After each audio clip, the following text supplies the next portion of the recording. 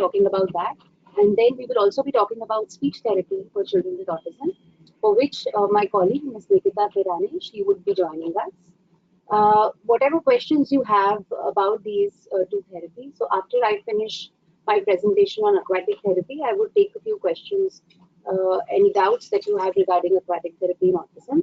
And then Nikita will join us, and then once she's completed with her presentation, she will take more questions about speech therapy in autism. So do log in if you have any questions, type it in, and we will answer it at the end of our session. So to start with aquatic therapy for autism, the first thing everybody would want to know is what is aquatic therapy.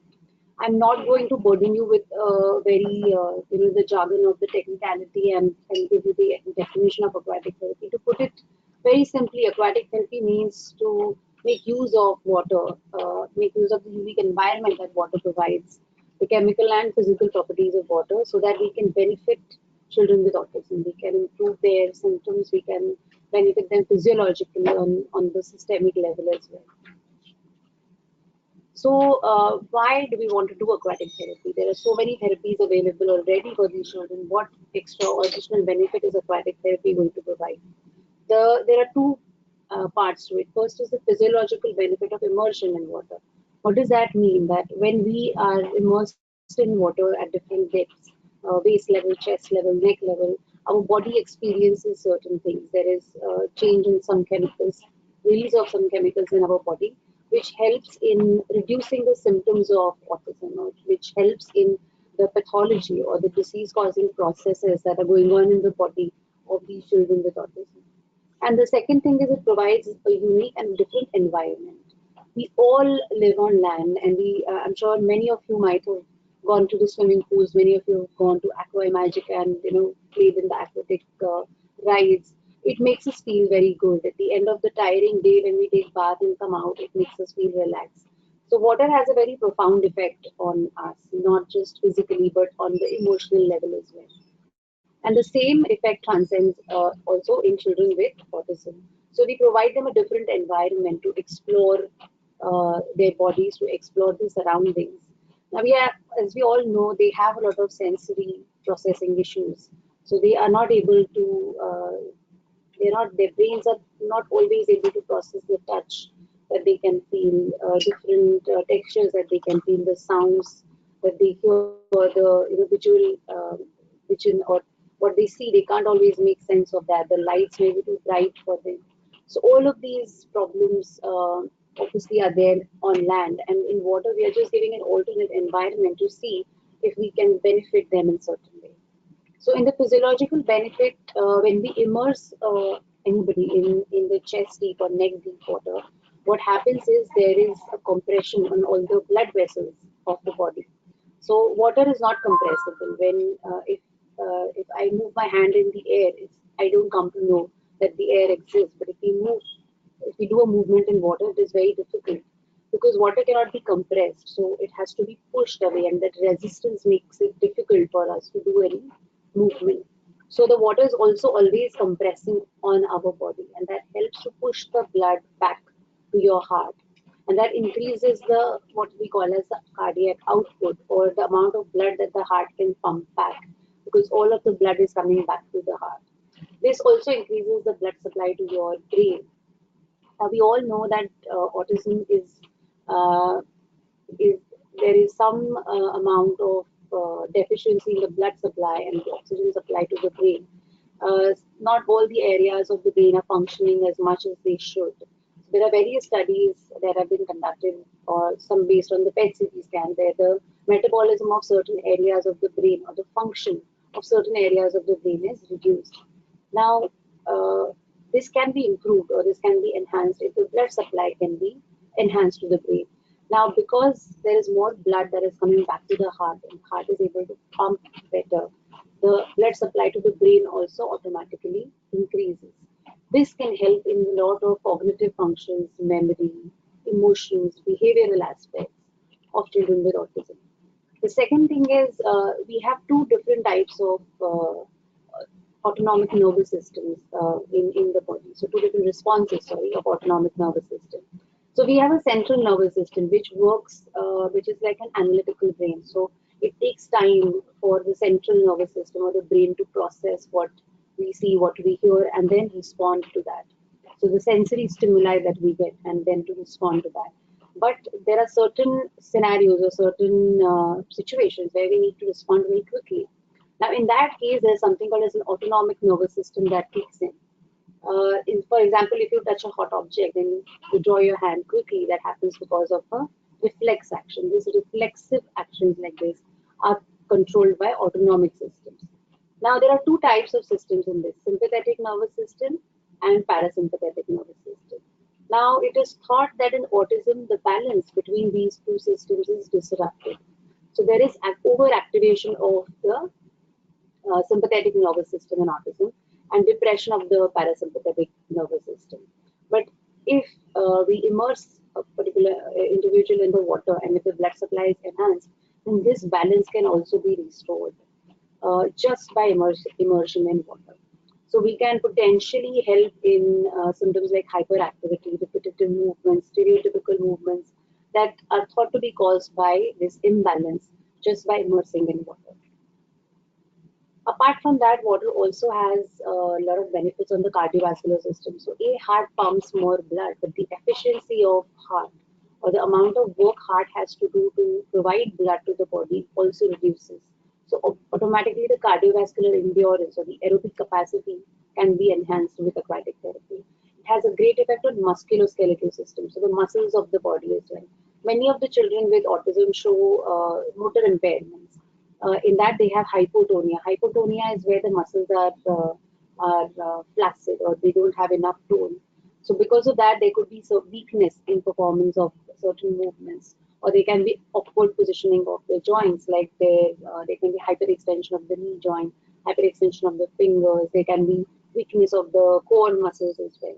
So all these motor impairments have been noted in children with autism. And in water, we can enhance or we can help reduce these symptoms as well. There is also an effect on vestibular system. Now, this is very important because, as I said, a lot of children with autism have sensory processing disorders, and one of them can be vestibular system disorder as well. On land, the vestibular system is not challenged as much in our day-to-day routine. Now, vestibular system is a system which helps us orient ourselves in context of the space or the environment that we are in. Because water is such an unstable environment, if I'm just even standing in the water, my vestibular system has to be active all the time because I'm continuously moving or I'm getting the stimuli in which I have to adjust myself to keep myself upright. And therefore, there is a stimulation or overstimulation of the vestibular system. Now, one very important question that parents may think of, that the children with autism who are not able to sometimes follow the commands or not able to understand the language, who are not able to understand how to protect themselves from danger, can all these children go to the pool? Can they be treated with aquatic therapy? So there are certain contraindications. Contraindications is when certain criteria, when we cannot take children in the pool. There are two types in that. One is absolute, where if this is present, we definitely can't take children in the pool. First and foremost, is any open wound. So if a child has open wound on the body, then it is not advisable to take them in water. We can take them in water only after application of certain waterproof bandages, where we can absolutely seal the wound from the water, and then we can take them in the pool. The second is if they are not able to convey about their toileting or convey about whether they want to go to the toilet at all.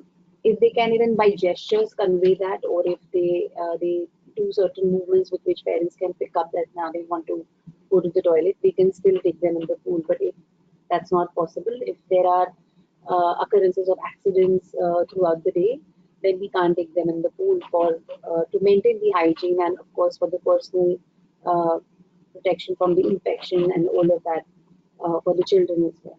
The third thing is if there are concomitant seizures or concomitant epilepsy present in these children. So if they have uncontrolled seizures or more than 5-6 episodes of seizures every day, especially if these episodes are triggered by light or if they are triggered by sound, then we can't take them in the swimming pool, because there may be reflection of the light from the water that can trigger the seizures and it can be harmful. So these are some of the absolute contraindications. If they have any fever or infection, then we can't take them in the pool. Then there are certain relative contraindications. What it means is these are the precautions. So if we know that the child has this particular factor, then we have to be precautious. The therapist who's treating the children has to be has to take care that this will not harm. Because of this, the children will not be harmed. So some of the relative contraindications again would be, wounds, where if there is a small wound, we can put a bandage on it and take the child in the water, but then we have to make sure that there is no contamination with water for that. If the child doesn't understand commands, or if the child doesn't understand verbal commands, that is a relative contraindication, because sometimes children, when especially children with autism, when they enter a new environment, they may not be able to adjust to it, and they may react violently, they may react uncontrollably, they may get scared, they may be overexcited. And in that situation, if they are not able to understand the verbal commands, it may be difficult for the therapist to manage the child in the water. So it is a relative contraindication, but if the therapist is able to develop a rapport beforehand, and is able to gradually introduce the child in water so as to not elicit any extreme responses, we can take them in water. So the therapist has to be experienced in how to handle this situation, or how to handle the responses of these children. Uh, then comes if they are not able to indicate for the toilet.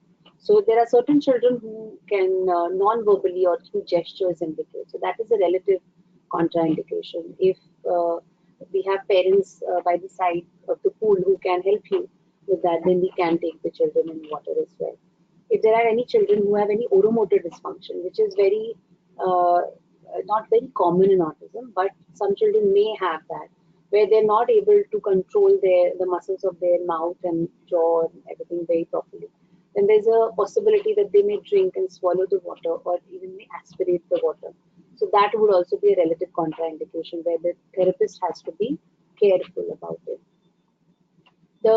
After that, again, if the child doesn't follow the commands and keeps drinking the pool water, that is another relative contraindication for the children, because it's very harmful if they ingest the pool water.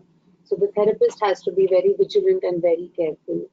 Another relative contraindication is if the children are very violent. So sometimes what happens is, because they're not able to express themselves, they are through words, or they're non-verbal.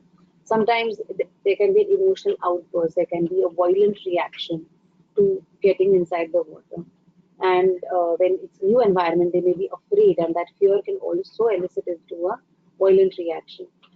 If there is a history of violent behavior by the child, that could be a relative contraindication, because inside the pool, the therapist may not be able to contain them, or may not be able to calm them down, and that can be potentially dangerous situation.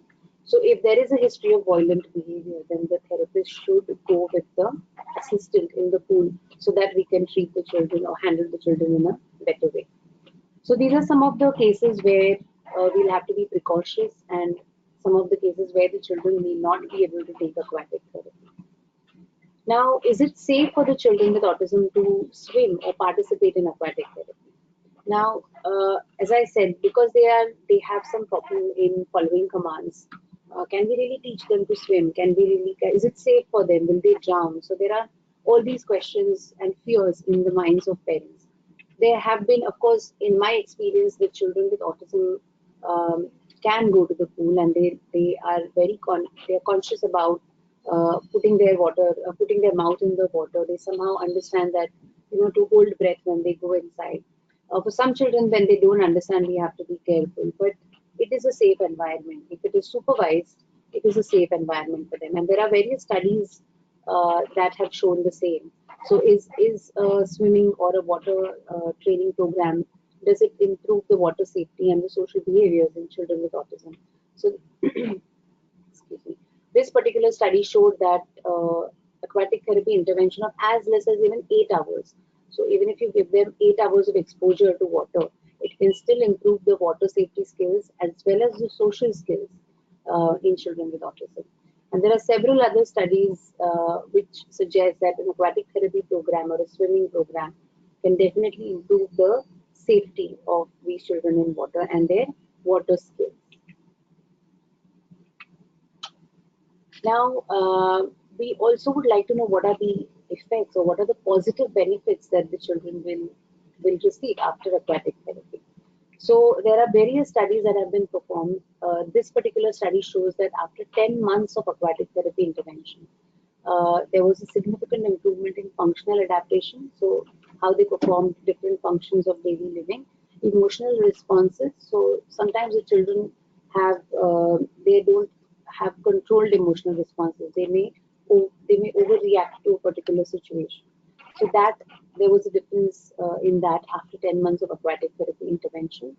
Adaptation to change. We know many of the children with autism, they do not like it if their routine is disturbed or if something happens out of the routine. So that improved. Adaptation to change improved after the aquatic therapy. And also, again, the swimming skills and water safety skills improved as compared to the control group. So there were two groups in this study. One received aquatic therapy and one did not receive aquatic therapy. And the group that received aquatic therapy showed better improvements in all of the factors like emotional response, adaptation to change, um, swimming skills, and functional adaptation. Now, what effect does it have on the other aspects? So we found out about the function and the emotional responses. So there's another study that talks about the aerobic endurance or the cardiovascular endurance of these children. Now, as we all know, there are children with autism can be limited in their activity because they may not have the environment where they can perform these physical activities. B, some of the children have low tone and low muscle strength, so they are lethargic. They don't want to perform the physical activity also. So in such children, if we introduce them to the aquatic environment, we can potentially increase their aerobic capacity or the cardiovascular endurance, which can be hampered because of the sedentary lifestyle. So there are different studies that have been performed and a systematic review or all of these studies have been analyzed together to form a conclusion as to how aquatic therapy can be beneficial in children with in autism. And this review said that aquatic therapy can positively influence emotional responses as well as social behavior, so impairment in the social behavior in children with autism. A lot of clinicians, when there was a study conducted which also asked for opinions from different clinicians, is aquatic therapy beneficial in autism? And a lot of clinicians also reported that in their experience, there was increase in the swimming skills, increase in the attention span of the children, increase in the muscle strength, balance and coordination. So the motor aspect as well as the cognitive aspect of the children with autism improves after aquatic therapy. So in the motor aspect, there was a randomized control study also performed, which showed that different physical components that were not assessed in the previous studies can improve. So the balance, coordination, muscle strength, the low tone of the muscles can be influenced as well very positively with aquatic therapy. So there is a lot of evidence to show that aquatic therapy can be beneficial in children with autism. What we need to understand is this therapy needs to be performed by a certified practitioner because it is a potentially dangerous environment if the therapist or the accompanying person is not able to handle the child. What would be a typical aquatic therapy session like? What can we expect in the aquatic therapy session? So usually, when we start these sessions, on the day one, we don't start with the therapy goals. Of course, therapist will do a detailed assessment of the child. We will come to a conclusion as to what are the therapy goals, what are the problem areas of the child, and what do we want to work on and how. And there will be a plan that will be decided. But the initial sessions will be focused or targeted only on improving the independence of the child in the water and to improve the water safety skills. So in the first session, you may notice that when the child is taken in the pool, child is not comfortable or scared or very excited, then the therapist may just play or may engage in the play activities or may engage in only a supervisory role where we allow the children to explore the water the way they want. So they can jump, they can go under the water, they can splash water on themselves, they can splash water on others, and we just allow that, or we observe that behavior to understand what kind of an effect water has on the child, how the child is responding to this environment, and then slowly we develop the goals and the treatment strategies. So if you see, it will be a long-term process when we start aquatic therapy. Within a session or two, you may not be able to see many changes in the children. But if you do it continuously over the period of time, usually within, you can say within a month, 1 to 3 months is the time required to really see some substantial improvements in children with autism, uh, in their emotional and behavioral aspect and the cognitive component. As far as the motor component is concerned, that we can address much sooner. So you can see effect in their, so if the tone is low, if the balance is poor, if the coordination is poor, then that can be improved within the sessions of 1 to 2 weeks. If you regularly do aquatic therapy, you can see changes in that.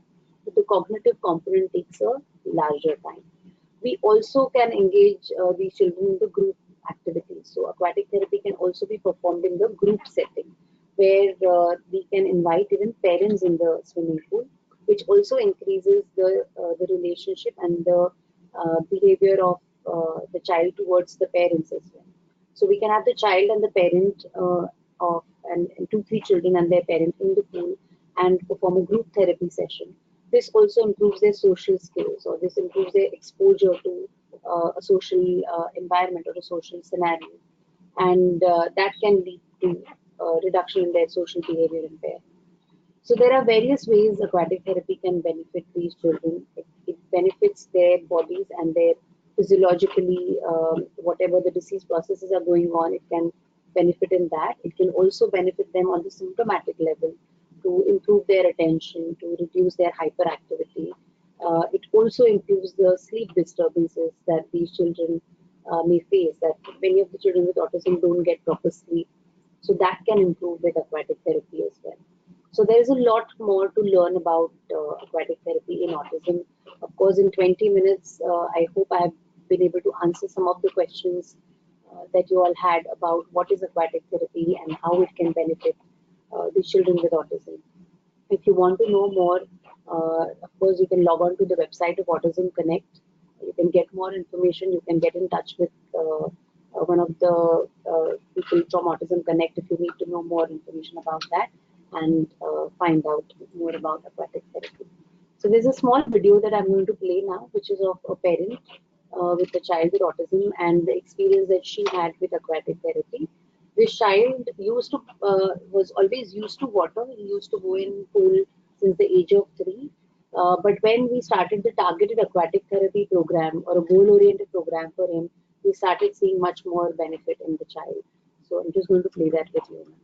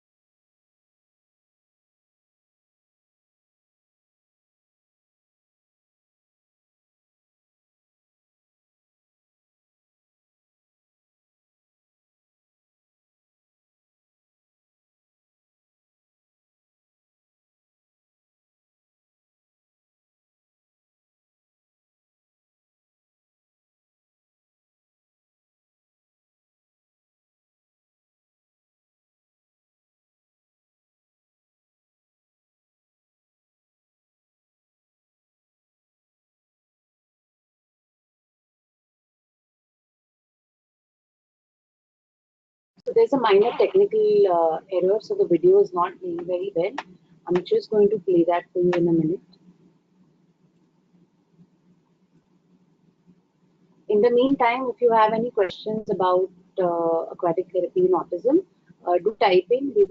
I'll be answering that shortly. And after that, we would start with Nikita's presentation about speech therapy in autism.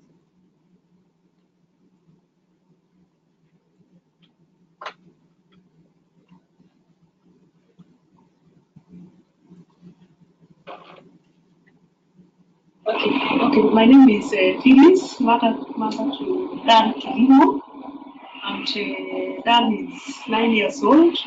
He was diagnosed with autism at the age of 3. Although we didn't believe, because we have other children who are normal, and we at first there was the denial part of it that this may not be real, and we had hopes that he will change naturally. So because he's the last born in among 4, so they used to go for swimming. And when he was 3 years old, he started swimming with the others. But he would go to the baby pool and he would go under supervision, because actually he didn't know how to swim. But we didn't know that swimming was therapeutic. And until later on, we would go for frequent swimming, especially over the weekends. And once he went for swimming, one thing that we noticed is that when he went for swimming, he would sleep well. Because sleep had been an issue initially with him. He would maybe stay awake, he would stay up to midnight, he would stay awake up to midnight, and he would wake up, he would sleep at midnight and wake up at 5 o'clock. But when he went for swimming, when his day for swimming was over the weekend, you find that he would want to sleep even without eating, and then he would just go to sleep and sleep well. So the swimming days were really good for us, because he would go to sleep so early. But now we didn't know that it was part of therapy. And then when we came to leadership last year for our first therapy, we went for the aquatic therapy. We were not a little bit, but that time that was not so cooperative, and he had not learned a lot. What he knew was just swimming.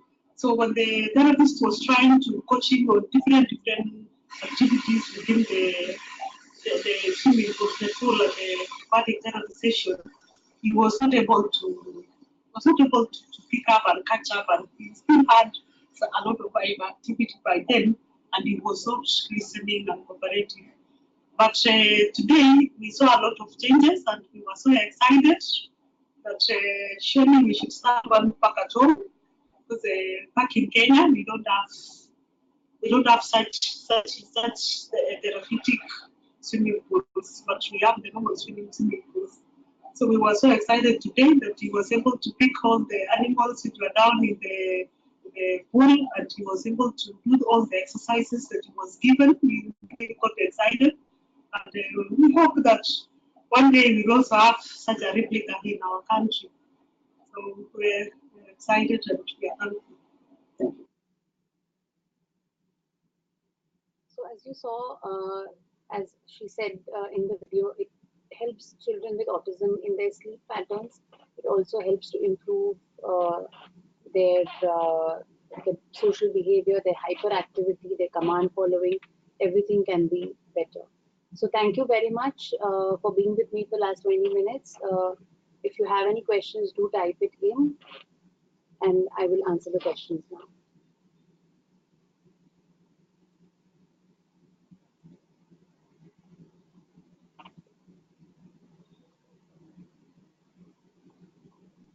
So there was one question by Navina K. She says, my son is 5 years old.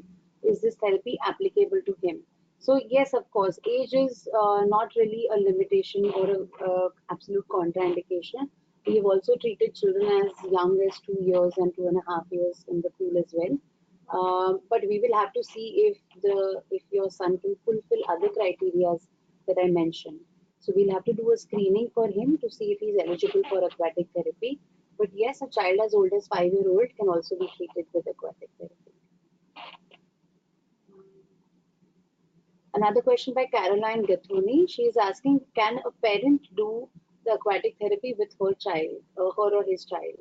Of course, you can. In fact, we encourage parents to get in the pool with the children. This, as I said, it helps in enhancing the bond between the parent and the child. It improves the behavior of the child towards the parent. Also, it gives a social behavior scenario if the parent, therapist, and child are all together in the pool. We also encourage the parents to do home exercises or home therapy once they go back home, and they can do the exercises with the child. Of course, there is a limitation on how much a parent can do with the child. A therapist can teach the parents certain activities, and that can be followed at home. But certainly, a parent can do the aquatic therapy with the children as well. There's another question by Mari Muthu, and he's asking, "Hi, ma'am. This is Mari Muthu from CRC Kozhikode, Kerala. Is there any difference in benefits for children with ASD for hot water or cold water immersion?" So basically, he wants to know if the temperature of the water has plays any role in the mood or behavioral issues of children. Yes, temperature does play a role. Some children like hot water, some children prefer cold water. So we have to see what is the preference of the child. But we try to keep the water temperature as close to the room temperature or slightly above the room temperature. Of course, because we are in Mumbai, we have the climate conditions are such that the room temperature is never too cold. But in the cold climate, it is preferable if you keep the water hot. But what effect temperature would have physiologically on the children with autism, that is not yet studied very well. It needs to be studied, but yes, temperature would have some effect on them. Um,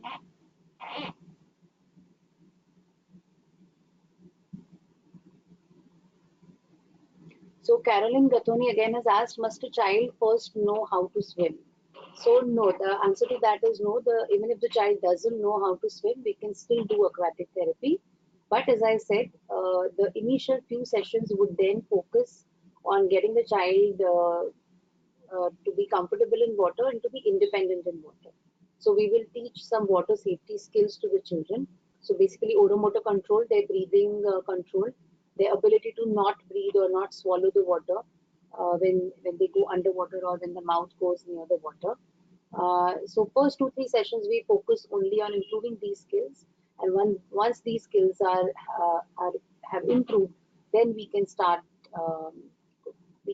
with the aquatic therapy goals or actual therapeutic sessions for the child.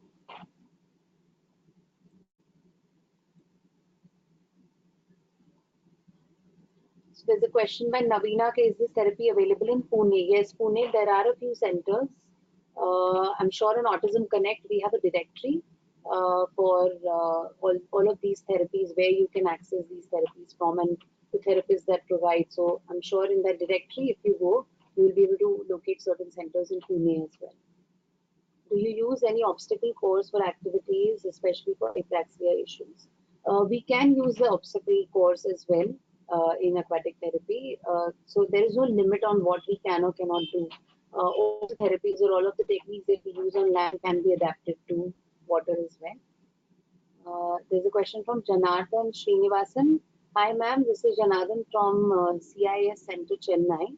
Is there any age limit for children to start with aquatic therapy? As I said, no, we can start with children as young as, we have treated children as young as 2 years, 2.5 years as well. There are also classes where neonates or, children younger than 1 year also can be taken in the swimming pool. So technically, no, there is no age limit. It depends on the proficiency and the qualifications of the therapist and their confidence level in being able to handle these children at that young age. One has to be precautious when we are dealing with young children because their command following, of course, is not good. So teaching them the breathing control, teaching them how to, hold their breath or not ingest the water, that is the main worry. So if the therapist is confident enough and skilled enough that they can teach the children to do this, they can take young children in water as well. But for a novice therapist who's not had a lot of experience with this, I would suggest that don't take children younger than 2 to 3 years in water. Okay, so I guess those are all the questions we have had. Thank you so much for listening so intently and asking such nice questions. I'm sure these questions would have helped a lot of parents and therapists who are watching along with you. My colleague will be joining soon now for speech therapy. Okay, there's one more question. How far is your experience for adult ASD people? Unfortunately, we have not had a lot of, I've not had a lot of experience with adults with ASD, but I don't see why aquatic therapy won't benefit them. There is literature available which says that, of course, aquatic therapy will be beneficial in adults as well. But personally, I don't have a lot of experience in that. So there's another question by Rekha B that her son is 5 years old and diagnosed with epilepsy. So is he not allowed for this therapy for swimming? As I said, if the epilepsy is uncontrolled or if it is triggered by lights and sounds or things like that, then we have to be precautious when in the water. So it's not that he won't be allowed, but you have to absolutely find a qualified physiotherapist or qualified aquatic therapist to do the therapy because they have to be very precautious. Aquatic therapy can sometimes trigger an episode of seizures, and if that happens in the water, then how to manage the child, how to get them out of the water safely. These skills have to be with the therapist. So we can do the aquatic therapy for children with epilepsy also, but with lot of precautions. Okay, so I'm going to hand over now to my colleague Nikita. There's going to be a bit of silence for a minute while she comes back on.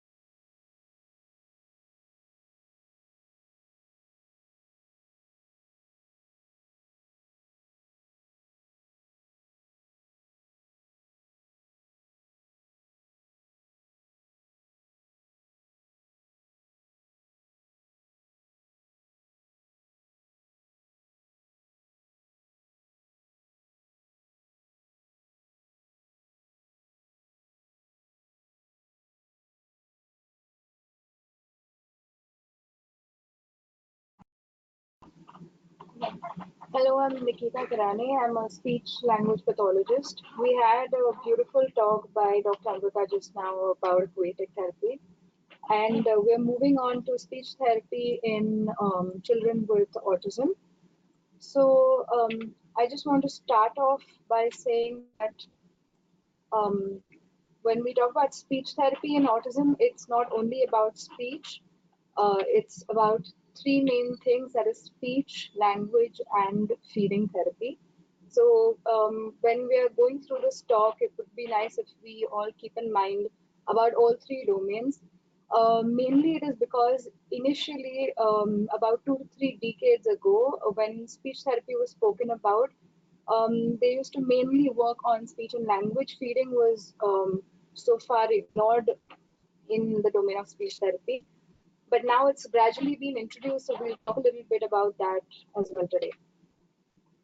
So, therapy then, the usual question, will she ever talk or will he ever talk? The question remains the same with therapy then and therapy now. But therapy then, what was different was that the amount of research and the amount of understanding of autism and of their speech and language was much more restricted, and that is why the amount of therapy techniques that were developed were quite restricted. And again, like I said, that we used to work more or less only with speech and language, ignoring a major part of autism, that is the feeding disorders as well. On contradictory, the therapy now that we have come up with a lot of advanced therapy techniques. One of them we just heard of right now. Um, in speech therapy also, we have come up with a lot of advanced therapy techniques. It involves more of sensory integration techniques and also feeding therapy techniques. So far, like I said, within a span of 2 to 3 decades, there's been a great evolution in speech therapy and autism. And the evolution, it mainly revolves around newer domains of therapy, more specific, goal-specific materials that have been developed globally, and also new modes of therapy techniques are evolved now. So let's take it one by one. We're talking about newer domains of therapy first. So, like we said, there is mainly feeding therapy and sensory integration therapy. We'll talk about feeding therapy first. So, why is it so important? Is because, like we see that there is a lot of hyposensory and hypersensory problems in children with autism. The same thing is happening in their oral cavity, and which is causing them to make a lot of oral stims, a lot of vocal play, a lot of other things which can be reduced simply by helping them feed better so that their oral sensory issues come down. So automatically the other vocal play behaviors and the other stims come down, and that helps them develop speech and language better. So that's how it is connected. There have been a lot of publications, a lot of books written on the same. Some of them are right there in front of you on the screen. There is, it's usually called as picky eaters or feeding problems. They have come up with social stories about how to deal with these problems. They've come up with cooking books of how to cook for these kind of children so that they eat better. They've come up with a lot of other coping mechanisms which are published in through these articles and through these books. Other ways are of sensory integration. These kind of scenarios we usually used to see more in occupational therapy. We did do that in speech therapy, but not that often.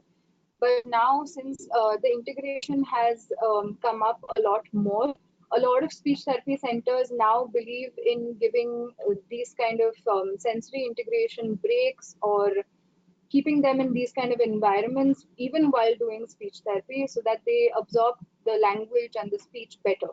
So that is another aspect of another domain of speech therapy that is coming up, that is doing therapy in these kind of environments.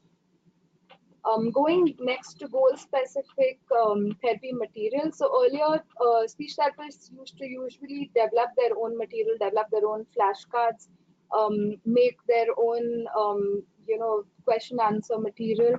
Now it is coming up more universally. There are more standardized therapy materials that are available. But even more than that, what is important is that these therapy materials are made in the form of games and other toys, and some of them are in front of you, and this is what makes it interesting. It takes the boredom away from the flashcards and those kind of therapy material, which eventually, if you do it for more than about 45 minutes with the child is going to eventually get bored. So this is the same thing, the same verb cards, the same association, what goes with what, the same vocabulary increasing or adjective increasing cards.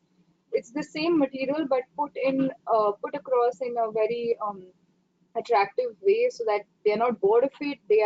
It's more colorful, it attracts them better, and so they go on doing therapy. Plus the therapist also enjoys it a lot, and that is why it goes around very well with the child. Some other examples are also there right in front of you. So these, what I'm trying to show here is that we have therapy materials which are universalized right from the basic level, that is from association level to a two-way conversation level, that is answering a where or a what question, also to idioms and to higher levels like that. So coming to newer modes of therapy, earlier when there was a non-verbal child, the approach for non-verbal therapy was an AAC approach, or that is when we used to actually turn to an iPad or turn to a computer to use the technological applications. But now with the change in therapy, that is not really happening. We are trying to use our iPads and our phones and also the computers to even with the children who are verbal to specialize their skills. So with these kind of apps, these apps are freely available on iPads. Some of them are available on Android phones also. Uh, a lot of these apps, I can just run you through these apps. A lot of these apps go on with focus on the more of social and emotional content, where you can obviously see that the child is already verbal, but we want to increase or we want to improve his social behavioral skills, we want to improve his emotional skills, and that is why we are going through all these apps. There are also some apps which improve eye contact, but that again depends on how the child is behaving, whether his attention is really improving with the eye contact or not. So I wouldn't really recommend that for all children. It varies from child to child. Coming next to PECs, so the usual thinking is that if the child is non-verbal, only then we turn to PECs. Otherwise, PECs is not really required. So that is one thing that we need to stop doing. PECs is a great way for visual schedules. It's a great way for children with autism to know what's going to happen in therapy, and so that they function much better. We've widely seen that when we use PECs with children with autism, they perform a whole 60-minute therapy task, multiple tasks at a lot of ease than if you just put one toy after the other where they don't know what to expect next. So it really works well with those children. Also, if you're working with a non-verbal child and starting with PECs, then it helps them to verbalize, to understand communication, to understand the importance of communication much better. So the whole idea of okay, if the child is non-verbal, then I use specs, and that's the way it's going to be forever. So that has to be. It's changing a lot. So we all need to absorb, be more receptive to that concept, and understand that it can be used more widely. So there are a lot more applications that have been coming up in therapy. These are some of the things that I thought would be great to discuss right now. So I put it down right now. So that is all we have for today. So thank you. I will be taking questions now.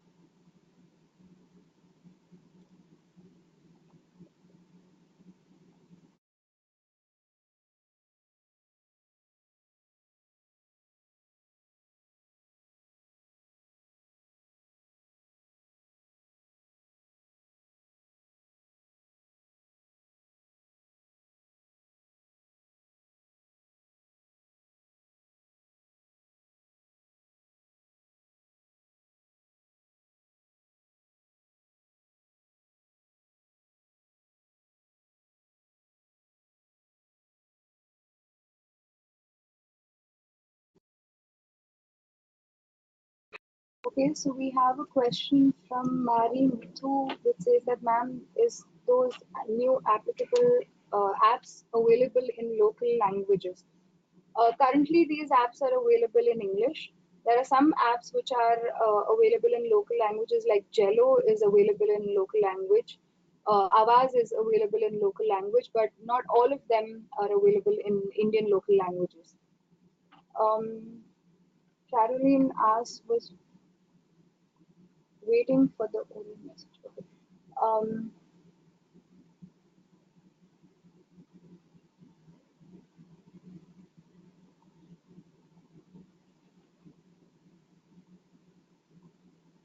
Okay, Navina K asks, is Awaz useful for verbal kids? Awaz is basically we use it for initially for the non-verbal children. If you feel that there is a child with autism who is verbal but he has plateaued somewhere, then you can use Avas to expand his mean length of utterance. But otherwise, we wouldn't really use Avas for a child who is already verbal. Hi, ma'am. Can you suggest apps to develop eye contact? That is what Janardhan asks. Okay. So some of the apps which are shown in the presentation, they are for improving eye contact. I can just show you those apps again.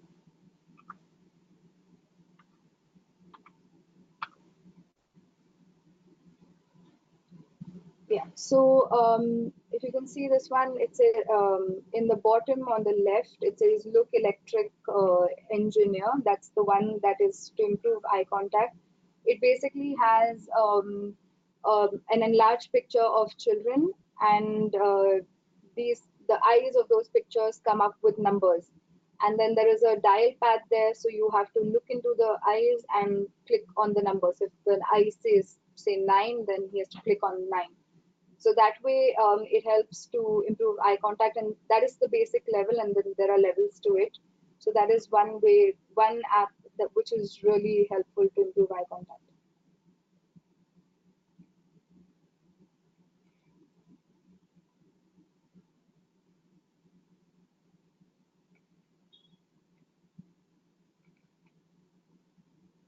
Okay, Mari Muthu asks, ma'am, is there any borders to limit them with such apps since these autistic kids are more fond of electronic gadgets? How do you wean out them from such addictions? Okay. So usually if I'm doing therapy for 60 minutes, I don't do an application activity for more than 10 minutes because obviously it can be addicting. Also at the same time, if it is something, if it's an option that we are giving for them to communicate, for example, if that child is using Avas to communicate, then obviously these time limits are, they're not applicable because they need to use it for longer to communicate. But if it's just therapeutic for a verbal child, then not more than 10 minutes of 1 hour of therapy. We don't do it for more than 10.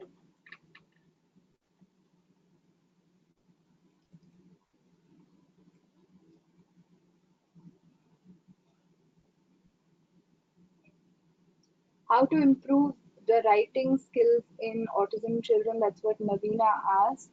Writing is, it actually falls more into occupational therapy and special education, but if at all you want to work on it, then there are various grippers, there are various sensory material that are available. If you're in an indigenous location, then you can use more of sand or wheat or those kind of things in which the child can start writing the letters and then gradually hold on to pens. But actually, I am not really specialized to answer that question. The occupational therapist will be the one who can really justify that question.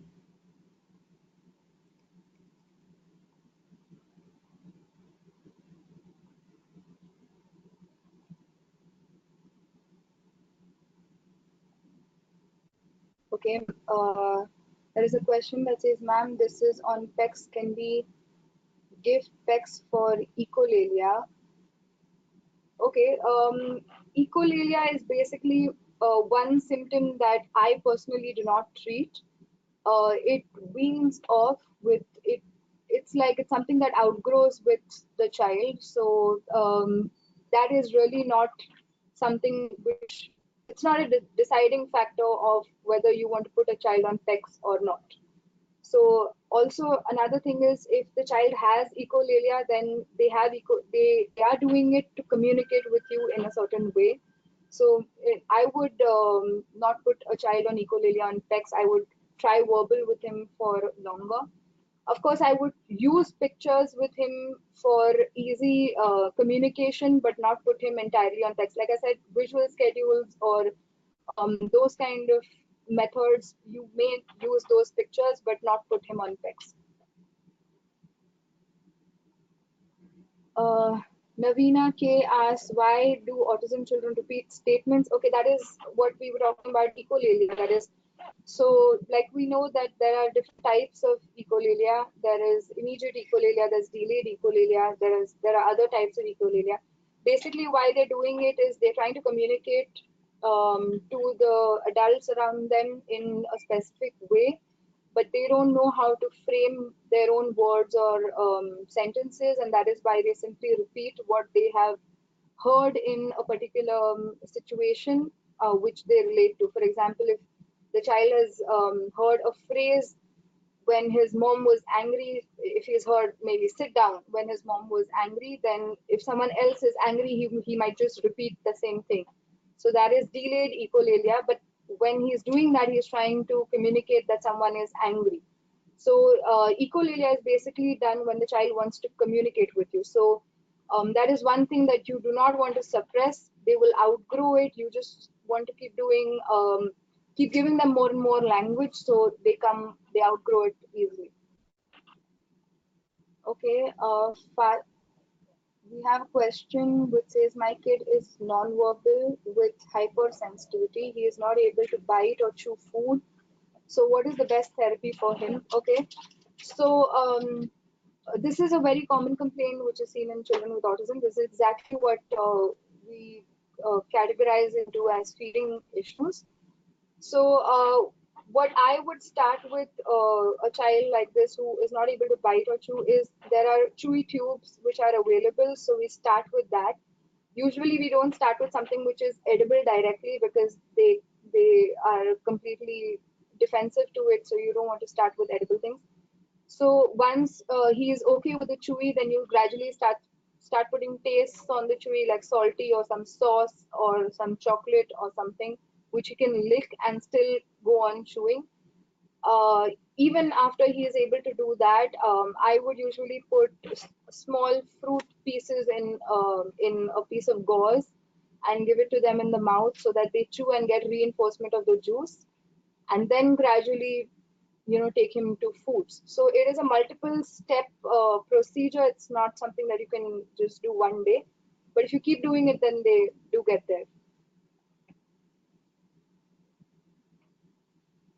Okay, a child receives specs from special educator and the same child receives speech therapy. Do you think that this intervention is contraindicating? This happens most of the times. Even if it's not two therapists, a lot of times a therapist is using PECs, but at home or his environment, they're still talking to him. So that is normal. That is good. It's fine if you're doing PECs and also stimulating the child verbally. Um, what is more important is what is the child accepting? Is he reaching on to verbal communication? Is he finding it easier to picture? Is he communicating with pictures? So that is something that you need to pick up. It's okay to stimulate the child both ways, but you need to be more observant about what the child is receptive to.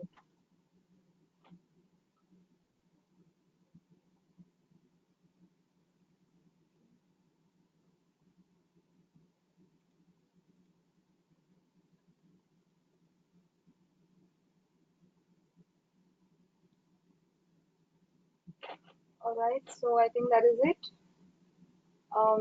Thank you for listening to me. I hope you enjoyed the talk. I hope you got something to take away. All right, thank you. Have a great afternoon.